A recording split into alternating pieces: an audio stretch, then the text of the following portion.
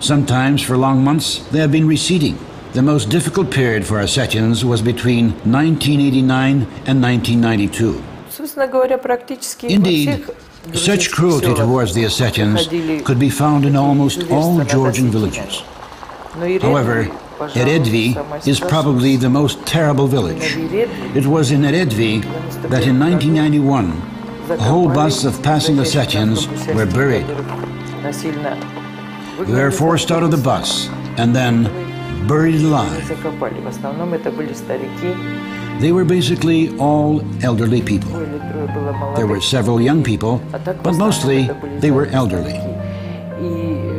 And it was long after that that they themselves had been telling others about the moving ground.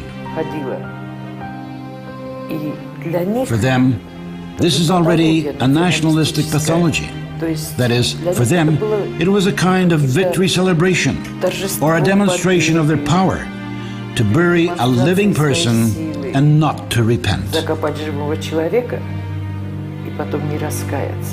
Constant provocations and attacks on the Ossetians have made the situation in the Caucasus region very hair-trigger.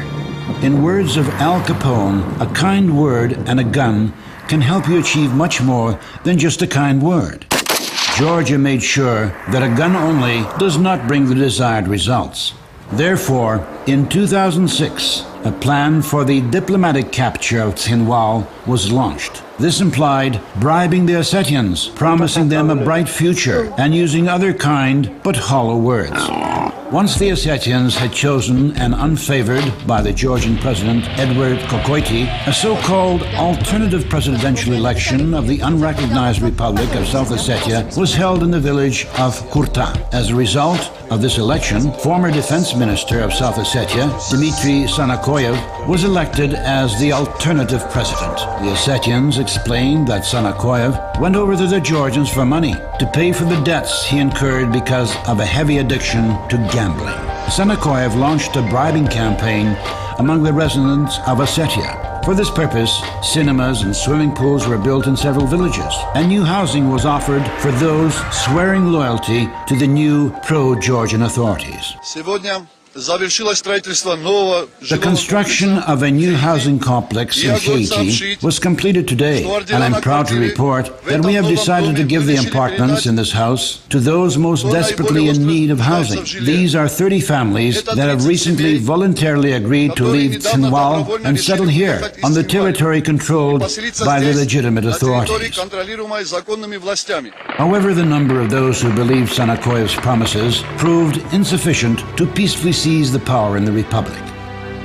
The Ossetians themselves believe they have two presidents, Edward Kokoity and the Russian president, Dmitry Medvedev. The fact is that the majority of Ossetians have Russian passports. As for Dmitry Sanakoyev, the residents of the Republic consider him nothing but a traitor. When the attempt to form a fifth column failed, Georgia decided to proceed with the clean field plan. South Ossetia was meant to be devastated by clear-up operations. Its residents were supposed to bury their dead, and the team of Dmitry Sanakoyev was intended to take over the major offices and pass the wayward republic under control of Mikhail Saakashvili. At present, Tshinval is still unable to answer the most important question. When will a normal, happy, peaceful life begin? A life without duties in trenches, without night shooting, without fear of traveling outside the city. We know the answer to this question. We are building a peaceful Ossetia and a strong Georgia. The prosecutor's office of South Ossetia found a number of trucks filled with uniforms of the new Sanakoyev administration. Apparently, the regime of Saakashvili was so confident of the success of the blitzkrieg in South Ossetia that they even took the trouble to provide for a neat and tidy look of the new pro-Georgian administration of a devastated Tshinval. Moreover, special new emblems were designed for special task forces of the new administration, those of the Ministry of Internal Affairs and of the Center Anti-Terrorist Units. The Ossetian Prosecutor's Office believes that the so-called Center of Anti-Terrorist Units of the Dmitry Sanakoyev's administration are directly responsible for the organization of terrorist acts.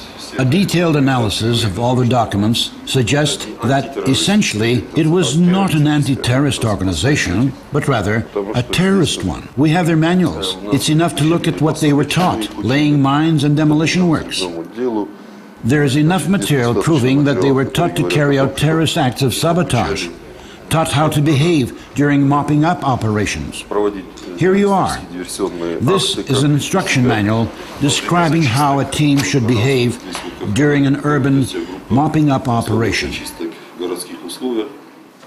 A number of terrorist attacks took place in South Ossetia on the 3rd of July and on the 1st of August. The chief of the local village police office, Demenis Nodar Bibilov, was blown up in his house. Several civilians were killed.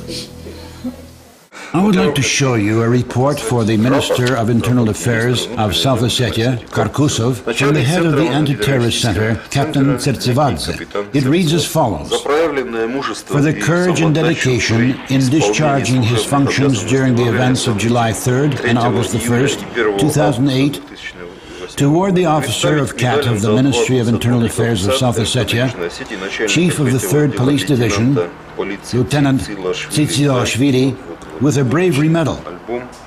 Here is his personal album. He has been somewhere in Kosovo.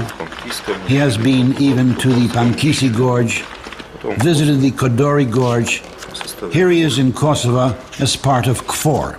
Here he is with German instructors, graduates from a NATO school. This is why people are sent here, into the counter-terrorist group.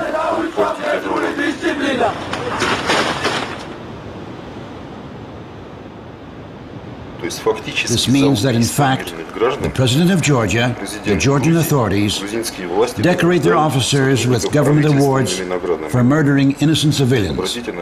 Plans of new terrorist attacks were also discovered by the Ossetian prosecutor's officers in the vaults of the so-called Anti-Terroristic Center, CAT. Sanakoyev's officers filmed the supports of the gallery leading to the Rocky Tunnel. Judging by the thorough attention they paid to each detail, soldiers of the alternative president planned to blow up this gallery. If this had happened, the road between Russia and South Ossetia would have been blocked, and Russian troops would have been unable to come to the aid of the Ossetians and Russian peacekeepers. For some reason, this attack failed, as well as a bacteriological attack on Tsinval that was to be implemented prior to the Georgian attack. A plan called Stuchakuri was found in the safe of the members of the counter-terrorist center.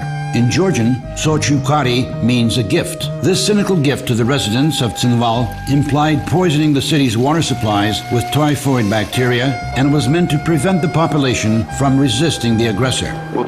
There is the main water pipeline coming to the city. There are storage pools to accumulate water. Then it flows to the city. The task was to poison these pools. And what is more, nobody was allowed to approach the springs in the city by such a fire barrier. When they did not succeed